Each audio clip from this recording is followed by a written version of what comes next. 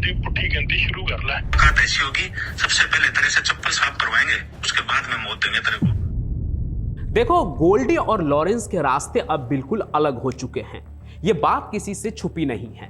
लेकिन पैरी की मौत के बाद हालात जिस मोड़ पर पहुंच गए हैं, वो एक नए गैंग वॉर की शुरुआत जैसा लग रहा है। कल तक गोल्डी लॉरेंस को खुली धमकी दे रहा था, कह रहा था तू गद्दार है, तू अपनी उल्टी गिनती शुरू कर ले।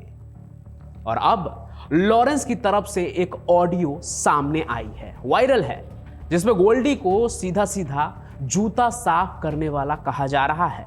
लॉरेंस के लोग ये तक बोल रहे हैं, गोल्डी तू था क्या, तुझे बदमाश बनाया लॉरेंस भाई ने, बिल से बाहर निकल, पहले चप्पल साफ करवाएंगे फिर देख लेंगे। ये वायरल ऑडियो जिस आवाज में है उसकी पहचान हैरी बॉक्सर के रूप में की जा रही है, जो लॉरेंस की तरफ से गोल्डी को खुली धमकी दे रहा है। और वो क्या क्या कह रहा है गोल्डी के बारे में और किस तरह से धमकी दे रहा है, वो पहले आप खुद ही सुनिए, फिर हम आगे बात करते हैं। समर्थन सभी भाइयों को, मैं Harry boxer Lawrence Bishnoi gang से। ये जो बकरी गोल्डी बराड़ तो उन पे बदमाश बन रहे हैं ना, इसके सामने आने की औकात तो है नहीं। ये किसी समय लॉरेंस भाई की चप्पलें उठाता था, चप्पल साफ करता था किसी टाइम। ये तो तुम लोगों को पता है, पूरी दुनिया को पता है, ठीक। ये किसी समय ट्रक चलाता था और इसको यहाँ तक पहुंचाने में लॉरेंस भाई का हाथ है, और भाई ने इसको बनाया और भाई ने इसको यहाँ तक पहुंचाया। और इससे अपने भाई का बदला नहीं लिया गया था, वो भी लॉरेंस भाई ने लेके दिया है। ये बाहर भाग गया था और तेरे भाई को सिपा भाई ने हॉस्पिटल पहुंचाया था, पता है ना तुझे इस बात का, जिसके बारे में तू मीडिया में आज बकवास कर रहा है। तेरा भाई गुरलाल सारा दिन सिपा के घर होता था, उसके घर खाता था, उसकी माँ के हाथ का। और तूने भी तो लॉरेंस भाई के घर रोटी खाई है और तू बाद में उसी थाली में थूक दिया। तेरे को बदमाश बनाने वाले भी हम ही थे, अब तेरा अंत भी हम ही करेंगे। और लड़ाई की शुरुआत तूने की थी, अब हम करेंगे। तुझे दिखाते हैं दुनिया के सामने, एक मिसाल देंगे तेरे को कि गद्दारी करने की सजा क्या होती है। और और तू बिल में छुपा पड़ा, एक बार बिल से बाहर तो निकल के तो देख, फिर पता चले तुझे बाहर की दुनिया का क्या है। हम तो बाहर खुला घूमते हैं, हम तो हिम्मत है तो आओ टकराओ, फिर पता चले ना तुम्हें कि तुम्हारी क्या औकात है और हम क्या है। कहीं पे भी चले जाओ तुम, छोड़ेंगे नहीं तुम्हारे को, कि दुनिया के किसी कोने में चले जाओ, जल्दी मुलाकात होगी तुम्हारे से। और मुलाकात ऐसी होगी, सबसे पहले तेरे से चप्पल साफ करवाएंगे, उसके बाद में मौत देंगे तेरे को। चप्पल साफ करवाने से पहले मौत नहीं देंगे, बाद में देंगे तेरे को मौत। अब ये धमकी असली है या नकली, इसका जवाब जांच ही देगी। लेकिन इतना तो तय है, ये ऑडियो गोल्डी के उस पंजाबी वाले वॉइस नोट के तुरंत बाद फैला, जो उसने पैरी के कत्ल पर जारी किया था। गोल्डी ने उसमें क्या कहा है, ध्यान से सुनिए, साफ समझ आएगा। तब आपको समझ में आएगा कि हैरी बॉक्सर की तरफ से ये ऑडियो जो है वो क्यों जारी किया गया है। तो अभी आप पहले गोल्डी का वो वॉइस नोट सुनिए। हाँ जी, सत श्री अकाल जी सारे भरावां नूं। मैं गोल्डी बराड़ अज वॉइस मैसेज छड्डना तां पै रिहा। पैरी इंदरप्रीत पैरी भरा साडा जिहदा चंडीगढ़ दे विच अज लॉरेंस ग्रुप ने इन्हां ने कतल करवाया। भी ਇਹ ਤਾਂ ਹੁਣ 100 ਗੱਲਾਂ ਕਹਿਣਗੇ ਵੀ ਪੈਰੀ ਇਹ ਕਰਦਾ ਸੀ, ਪੈਰੀ ਉਹ ਕਰਦਾ ਸੀ, ਪੈਰੀ ਗਰੁੱਪਾਂ ਦੇ ਪੈਸੇ ਇਕੱਠੇ ਕਰਕੇ ਇਹਨੂੰ ਦਿੰਦਾ ਸੀ, ਉਹਨੂੰ ਦਿੰਦਾ ਸੀ। ਇਹ ਗੱਲ ਨਹੀਂ ਤੁਹਾਨੂੰ ਕਿਸੇ ਨੇ ਦੱਸਣੀ ਵੀ ਲੌਰੈਂਸ ਨੇ ਅੱਜ ਖੁਦ ਹੀ ਫੋਨ ਲਾਇਆ ਪੈਰੀ ਨੂੰ ਵੀ ਪੈਰੀ ਯਾਰ ਤੈਨੂੰ ਪਹਿਲਾਂ ਤਾਂ ਵਿਆਹ ਦੀਆਂ ਵਧਾਈਆਂ ਤੇ ਤੇਰੇ ਨਾਲ ਯਾਰ ਕੋਈ ਪਰਿਵਾਰ ਦੀ ਕੋਈ ਪਰਸਨਲ ਗੱਲ ਕਰਨੀ ਆ, ਤੇਰੇ ਫੋਨ ਤੇ ਕਰਨੀ ਸੇਫ ਨਹੀਂ, ਵੀ ਤੂੰ ਫਲਾਨੀ ਥਾਂ ਤੇ ਆ ਤੇ ਉੱਥੇ ਤੈਨੂੰ ਕੋਈ ਭਰਾ ਮਿਲੂਗਾ, ਉਹਦੇ ਫੋਨ ਤੋਂ ਗੱਲ ਕਰਾਂਗੇ। ਇਹ ਕਿਸੇ ਨੇ ਨਹੀਂ ਦੱਸਣੀ ਵੀ ਇਹਨੇ ਆਪ ਯਾਰ ਬੁਲਾ ਕੇ ਯਾਰ ਮਰਾਇਆ। ਇਹਨੇ ਲੌਰੈਂਸ ਨੇ ਆਪ ਖੁਦ ਪਰਸਨਲੀ ਫੋਨ ਕਰਕੇ, ਕਿਸੇ ਦੂਜੇ ਬੰਦੇ ਤੋਂ ਨਹੀਂ। ਇਹ ਕਿਸੇ ਨੇ ਨਹੀਂ ਦੱਸਣਾ। ਇਹਨਾਂ ਨੇ ਹੁਣ 100 ਕਮੀਆਂ ਕੱਢ ਦੇਣੀਆਂ ਪੈਰੀ 'ਚ ਵੀ ਉਹ ਐਂ ਕਰਦਾ ਸੀ, ਉਦਾਂ ਕਰਦਾ ਸੀ, ਇਹਦਾ ਸਾਥ ਦਿੰਦਾ ਸੀ ਤੇ ਉਹਦਾ ਨਹੀਂ ਦਿੰਦਾ ਸੀ। ਪਰ ਇਹਨਾਂ ਨੇ ਇਹ ਨਹੀਂ ਦੱਸਣਾ ਵੀ ਕਿੰਨੀਆਂ ਅਣਗਿਣਤ ਰਾਤਾਂ ਜਦੋਂ ਕਿਸੇ ਨੇ ਵੀ ਕੋਈ ਫੋਨ ਨਹੀਂ ਚੱਕਦਾ ਸੀ, ਜਦੋਂ ਕਦੇ ਲੌਰੈਂਸ ਨੇ ਆਂਦਾ ਕੋਈ, ਠੀਕ ਹੈ, ਜਦੋਂ ਇਹਨਾਂ ਨੂੰ ਕੁੱਤੀ ਨਹੀਂ ਪੁੱਛਦੀ ਸੀ, ਕੋਈ ਆਪਦੇ ਘਰੇ ਵੜ ਕੇ ਰਾਜੀ ਨਹੀਂ ਸੀ, ਉਦੋਂ ਪੈਰੀ ਦੀ ਮਾਤਾ ਤੇ ਪੈਰੀ ਦੀ ਪਿਓ ਇਹਨੂੰ ਆਪਦੇ ਮਾਂ ਪਿਓ ਵਾਂਗੂ ਇਹਨੂੰ ਘਰੇ ਰੱਖਦੇ ਰਹੇ ਆ, ਇਹਨੂੰ ਘਰੇ ਰੋਟੀਆਂ ਬਣਾ ਖਵਾਉਂਦੇ ਰਹੇ ਆ। ਇਹਦੀ ਮਾਂ ਨੇ ਨਹੀਂ ਕਦੇ ਇਹਨੂੰ ਅਬੋਰੋਂ ਰੋਟੀ ਪਕਾ ਕੇ ਭੇਜੀ ਹੋਣੀ। ਪੈਰੀ ਦੀ ਮਾਤਾ ਵਿਚਾਰੀ ਇਹਨੂੰ ਰੋਟੀਆਂ ਪਕਾ ਤਰੀਕਾਂ ਦੇ ਫੜਾ ਕੇ ਆਉਂਦੀ ਰਹੀ ਵੀ ਮੇਰੇ ਪੁੱਤ ਦੇ ਦੋਸਤ ਨੇ, ਆਪਦੇ ਪੁੱਤਾਂ ਨੂੰ ਸਮਝਿਆ। ਅੱਜ ਇਹਨੇ ਉਸੇ ਮਾਂ ਦਾ ਪੁੱਤ ਮਾਰਤਾ। ਇਹਨਾਂ ਗੱਲਾਂ ਤੋਂ ਹੀ ਲੋਕ ਆਪਦੇ ਘਰੇ ਬਾਹਰ ਦੇ ਬਗਾਨੇ ਬੰਦੇ ਕੋਈ ਵਾੜ ਨੂੰ ਡਰਦੇ ਆ। ਲੋਕ ਸੱਚੇ ਹੋ ਗਏ ਅੱਜ ਤੇ ਯਾਰੀ ਝੂਠੀ ਪੈ ਗਈ ਜਿਹੜੀ ਅੱਜ ਲਾਰੈਂਸ ਨੇ ਹਰਕਤ ਕੀਤੀ ਆ। ਯਾਰੀ ਤਾਂ ਛੱਡੋ, ਯਾਰੀ ਦੇ ਨਾਂ ਤੇ ਤਾਂ ਇਹ ਕਲੰਕ ਹੈ ਹੀ ਹੈ। ਲਾਰੈਂਸ ਅੱਜ ਦੁਸ਼ਮਣੀ ਦੇ ਨਾਮ ਤੇ ਵੀ ਕਲੰਕ ਹੋ ਗਿਆ। ਤੂੰ ਆਪਣੀ ਦੁਸ਼ਮਣੀ ਦੇ ਵਿੱਚ ਇਹਨੂੰ ਵਿਚਾਰੇ ਗਊ ਬੰਦੇ ਨੂੰ ਜਿਹੜਾ ਹਜੇ ਤੱਕ ਪੈਰੀਆਂ ਦੇ ਥਰੂ ਇਹਨਾਂ ਥਰੂ ਤੇ ਤੂੰ ਸੁਨੇਹ ਲਵਾਉਂਦਾ ਸੀਗਾ ਸਾਨੂੰ ਵੀ ਰਾਜੀਨਾਮਾ ਕਰਵਾ ਦਿਓ ਮੇਰਾ, ਠੀਕ ਹੈ। ਇਹਨਾਂ ਨੇ ਕਦੋਂ ਇਹਨਾਂ ਨੇ ਤੇਰੀ ਖਿਲਾਫਤ ਕਰਤੀ ਜਾਂ ਸਾਡੀ ਕਦੇ ਮਦਦ ਕਰਤੀ? ਚੱਲ ਜੇ ਕਦੇ ਤੇਰੇ ਨਾਲ ਕਦੇ ਹੈਲੋ ਆਈ ਹੋ ਗਈ ਹੋਵੇ ਜਾਂ ਕਦੇ ਸਾਡੇ ਨਾਲ ਵੀ ਹੋ ਗਈ ਹੋਵੇ, ਪੁਰਾਣੇ ਯਾਰ ਸੀ ਯਾਰ, ਹੋ ਜਾਂਦੀ ਸੀ। ਇਹੋ ਜਿਹੀ ਕੀ ਇਹਨੇ ਤੇਰਾ ਕੀ ਨੁਕਸਾਨ ਕਰਤਾ? ਕੋਈ ਜ਼ਿੰਦਗੀ 'ਚ ਕਦੇ ਤੂੰ ਸਾਬਤ ਕਰ ਦੇ ਨਾ ਪੈਰੀ ਨੇ ਤੇਰਾ ਕਦੇ ਵੀ ਨੁਕਸਾਨ ਕੀਤਾ ਜਾਂ ਤੇਰੇ ਬਾਰੇ ਕਦੇ ਮਾੜਾ ਵੀ ਬੋਲਿਆ ਤੇ ਮੈਂ ਦੇਣਦਾਰ ਆ।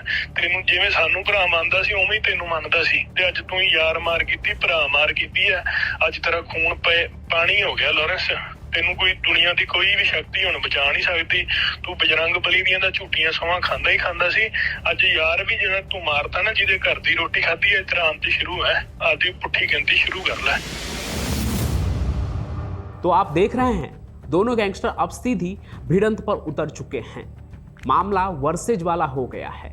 माहौल पूरी तरह से गैंग वॉर का बन चुका है और इसकी आग सिर्फ दिल्ली पंजाब तक नहीं, कनाडा और दुबई तक जाएगी, क्योंकि जिस कत्ल ने यह लड़ाई शुरू करवाई यानी पैरी की हत्या, वो दुबई में हुए एक और बड़े कत्ल से सीधे सीधे जुड़ी हुई है। वो पूरा मामला क्या है, चलिए आगे समझते हैं पैरी के कत्ल की कहानी से, जिसे लॉरेंस बिश्नोई गैंग ने शुरू किया है।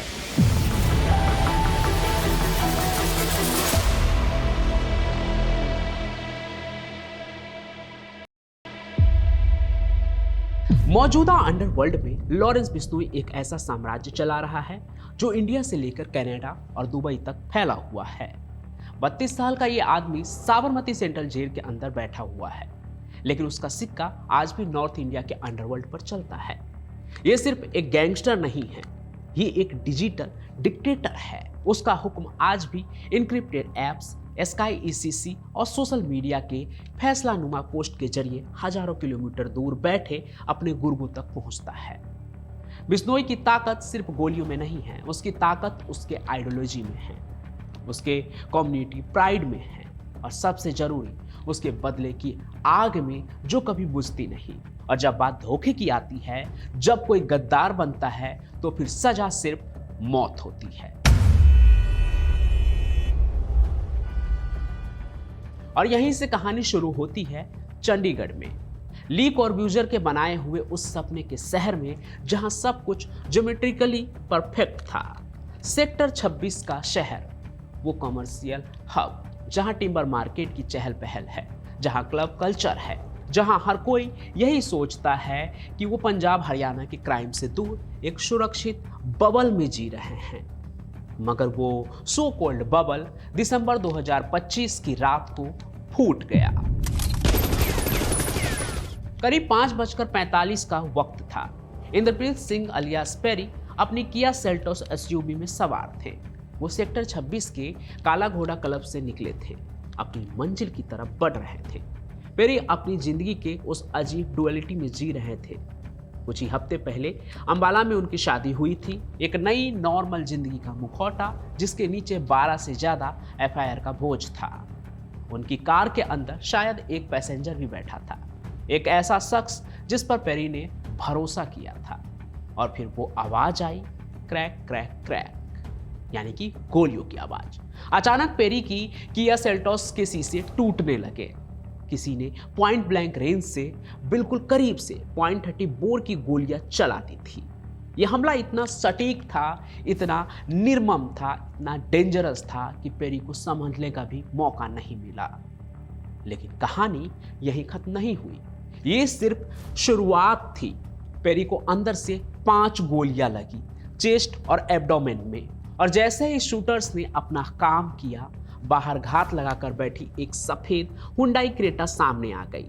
उस क्रेटा पर फर्जी हरियाणा नंबर प्लेट लगी थी और उसमें 3-4 किलर सवार थे। जैसे कोई शिकारी अपने जख्मी शिकार को फिनिशिंग ब्लो देता है। क्रेटा के इंटरपोलर्स ने पेरी की एसयूवी पर 6 गोलियां दाग दी। कुल 11 शॉट 8 खाली कारतूस वहीं सेक्टर 26 की सड़क पर बिखर पड़े थे। सोचिए उस वक्त क्या मंजर रहा होगा। चारों तरफ भागम भाग, लोगों की चीखें और बीच सड़क पर लहूलुहान पेरी अपनी सेल्टोस को किसी भी तरह भगाने की कोशिश कर रहे थे। जख्मी हालात में भी पेरी ने एक आखिरी कोशिश की। वो करीब 2 किलोमीटर तक गाड़ी दोहराते रहे। पीजीआई हॉस्पिटल के ट्रॉमा बे तक पहुंचने की कोशिश में डेस्परेट कोशिश कर रहे थे, लेकिन जैसे ही वो पीजीआई के गेट पर पहुंचे, उनका शरीर जवाब दे गया। डॉक्टर ने उन्हें डेड ऑन अराइवल डिक्लेयर कर दिया। एक जिंदगी जो कुछ हफ्तों पहले ही शादी के बंधन में बंधी थी, आज एक गैंग वॉर की भेंट चढ़ चुकी थी। लेकिन आखिर पेरी के साथ ऐसा हुआ क्यों? इसके लिए अब हमें पेरी के उस सफर को समझना होगा जिसने उन्हें इस अंत तक पहुंचाया। इंद्रप्रीत सिंह पेरी चंडीगढ़ सेक्टर 33 का रहने वाला था। उनका पारिवारिक बैकग्राउंड उनके कैरेक्टर के अकॉर्डिंग आयरॉनिकल है। वो इसलिए क्योंकि उनके पिता सतिंदर पाल पंजाब पुलिस में इंस्पेक्टर के पद से रिटायर्ड हुए थे और उनके बड़े भाई आज भी असिस्टेंट सब इंस्पेक्टर यानी कि एसआई के तौर पर अपनी सर्विस से दे रहे हैं। कानून के रखवालों के घर में पैदा हुआ एक बेटा कानून तोड़ने वालों का हिस्सा बन गया। ये पैराडॉक्स ही नॉर्थ इंडिया अंडरवर्ल्ड की सबसे बड़ी डिजास्टर है। जहां कोई रखवाला होता है तो कोई कानून को तार तार करने वाला। पेरी का क्राइम की दुनिया में पहला दंगल शुरू हुआ 2011 में डीएवी कॉलेज सेक्टर 10 चंडीगढ़ में। स्टूडेंट पॉलिटिक्स ये वो नर्सरी है जहां से पंजाब के बड़े बड़े गैंगस्टर निकलते हैं। यही पेरी की दोस्ती लॉरेंस बिश्नोई से हुई। दोनों सोपू यानी कि student organisation of Punjab university के लिए मसल का काम करते थे और पेरी इसी पार्टी में ऑल कॉलेज चेयरमैन था। 28 जून 2011 को उनकी दोस्ती ने एक खतरनाक मोड़ लिया, यानी कि पेरी और लॉरेंस की दोस्ती ने। सेक्टर 40 में एक रेसिडेंस पर हमला हुआ। बिश्नोई, पेरी और उनके साथी पिस्टल और तलवार लहराते हुए एक घर में घुस गए। लोग बुरी तरह जख्मी हुए। इस एक घटना ने पेरी को सिंडिकेट में एंट्री दिलाती थी। स्टूडेंट ब्रेवेडो अब आर्म एक्ट और अटेम्प्ट टू मर्डर में बदल चुका था। अगले 10 सालों में पेरी का क्रिमिनल पोर्टफोलियो 12 से ज्यादा एफआईआर तक पहुंच गया। चंडीगढ़, पंजाब, हरियाणा उसका नाम एक्सटॉर्शन, आर्म्स वायलेशन, कॉन्स्पिरेसी और होमिसाइड के मामलों में लिया जाने लगा। 2017 में पेरी को लवी देवरा हत्याकांड में भी पकड़ा गया था। देवरा बिक्की गोंडर गैंग का आदमी था। इसके बाद पेरी की पहचान अब सिर्फ एक स्टूडेंट लीडर की नहीं बल्कि एक शार्प शूटर और सिंडिकेट ऑपरेटिव की बन चुकी थी। 2022 में फिर वो चंडीगढ़ में अपने सेक्टर 33 वाले अड्डे पर पकड़ा गया।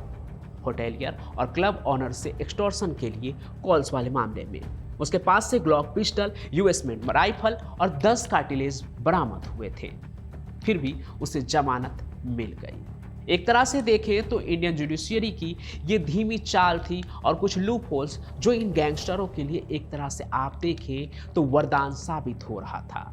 हालांकि इन तमाम चीजों के बावजूद अक्टूबर 2025 में अंबाला में उसकी शादी हुई। पेरी की उस शादी में पॉलिटिकोज और कई इंडस्ट्रियलिस्ट ने भी शिरकत की। पेरी शायद अपनी जिंदगी में नॉर्मलेसी की उस परत को मजबूत करना चाहता था। शायद उसे अब एक नई जिंदगी की उम्मीद थी जहां सब कुछ नॉर्मल हो। मगर सिंडिकेट की दुनिया में एक बार घुसने के बाद एग्जिट डोर नहीं मिलता है। ये सिर्फ फिल्म की बात नहीं है बल्कि असल जिंदगी के अंडरवर्ल्ड में भी ऐसा ही होता है। पेरी की मौत का असली ट्रिगर लॉरेंस बिश्नोई और गोल्डी बरार के बीच 2023 के बाद आई दरार थी। कभी ये दोनों जिगरी दोस्त थे, लॉरेंस और गोल्डी बरार। सिद्धू मूसेवाला हत्याकांड में दोनों की साजिश थी। बरार ने तो बीबीसी को खुद कहा था, या तो वो रहेगा या फिर हम, यानी कि सिद्धू या फिर लॉरेंस और गोल्डी। मगर टर्फ वार और पैसे की भूख ने इस दोस्ती को तोड़ दिया। वजह कई बार सामने आई कि अनमोल बिश्नोई की वजह से गोल्डी और लॉरेंस के बीच दरार आ गया। वो सभी कहानी आप पहले चैनल पर देख सकते हैं। दूसरी तरफ इन दोनों के दुश्मनी के बीच में अब गैंग भी बढ़ चुका था। बिश्नोई के प्रॉक्सीज ने पेरी पर इल्जाम लगाया कि वो अब गोल्डी बरार के लिए काम करता है। कनाडा से ऑपरेट करने वाले बरार और रोहित गोदारा को चंडीगढ़ के क्लब एक्सटॉर्शन का पैसा फनल कर रहा था, यानी कि एक तरह से उनके पैसे को इधर से उधर करवा रहा था। इसमें पेरी गोल्डी के लिए काम कर रहा था, इसलिए पेरी को गद्दार घोषित कर दिया गया। और फिर आया वो टर्निंग पॉइंट नवंबर 2025 दुबई में बिश्नोई गैंग के एक फाइनेंसर जोरा सिद्धू अलियास सिप्पा भाई का गला रेतकर कत्ल कर दिया जाता है। ये यूएई में हुई पहली बड़ी गैंग हिट थी। रोहित गोदारा ने तुरंत इंस्टाग्राम पर इस कत्ल की जिम्मेदारी ली। सिप्पा भाई की मौत बिश्नोई गैंग के लिए एक पर्सनल लॉस था। यहाँ पेरी पर इल्जाम लगा कि वो सिप्पा भाई की दुबई लोकेशन गोल्डी बरार के लोगों को लीक करने में शामिल था। बस यहीं पर पेरी का किस्मत तय हो गया। फिर 2 दिसंबर 2025 को पेरी के मर्डर के अगले दिन आरजू बिश्नोई, हरी बॉक्सर यानी हरविंदर सिंह और शुभम लोंकर ने फेसबुक पर पोस्ट किया। उन्होंने साफ कहा कि पेरी का कत्ल इंटरनल क्लींजिंग है, यानी कि एक तरह से अंदरूनी सफाई है उनके गैंग का, और ये सिप्पा भाई की मौत का बदला है। उन्होंने चेतावनी दी कि न्यू गैंग वॉर जो है एक तरह से शुरू हो चुका है। अब जरा बिश्नोई एम्पायर के ऑर्केस्ट्रेशन को भी समझिए कि किस तरह से वो काम करते हैं। लॉरेंस बिश्नोई साबरमती जेल में है। बताया उसकी उम्र 32 साल है। 20 से ज्यादा कत्ल, फिरौती और टेरर के चार्जेस भी अब उसके ऊपर है। क्या आप सोच सकते हैं कि एक जेल में बंद आदमी कैसे इतने बड़े नेटवर्क को चला सकता है? कोई नहीं सोच सकता कि एक हाई सिक्योरिटी जेल में रहने के बाद कोई ऐसा कर सकता है, लेकिन ऐसा हो रहा है और उसके लिए कई टूल्स उनके पास है। पहला टूल, इनक्रिप्टेड एप्स, खास करके स्काई ईसीसी। ये कम्युनिकेशन इतनी सिक्योर होती है कि पुलिस के लिए भी इन्हें डिकोड करना लगभग नामुमकिन है और ज्यादातर क्रिमिनल्स इसका इस्तेमाल कर रहे हैं। दूसरा टूल, डायस्पोरा नेटवर्क। बिश्नोई के 50 से ज्यादा ऑपरेटिव्स यूरोप, कनाडा और यूएस में फैले हुए हैं, यहाँ तक कि पुर्तगाल में भी। 2025 में कनाडा ने बिश्नोई गैंग को टेररिस्ट एंटिटी भी घोषित किया, जो उनकी ग्लोबल रीच का सबसे बड़ा सबूत है कि किस तरह से वो क्राइम वर्ल्ड में आगे बढ़ रहे हैं, बिल्कुल दाऊद इब्राहिम के डी कंपनी की तरह।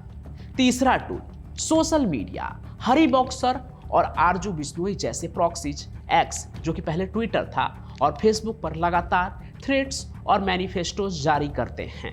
पेरी के मर्डर के बाद भी इन पोस्ट पर 5000 से ज्यादा एंगेजमेंट हुए, वो भी बहुत ही कम समय में। ये एक तरह से ग्लोरिफिकेशन ऑफ क्राइम है जो यूथ को अपनी तरफ खींचता है, जैसे आजकल के वायरल मीम्स से होता है ना, ठीक वैसे ही।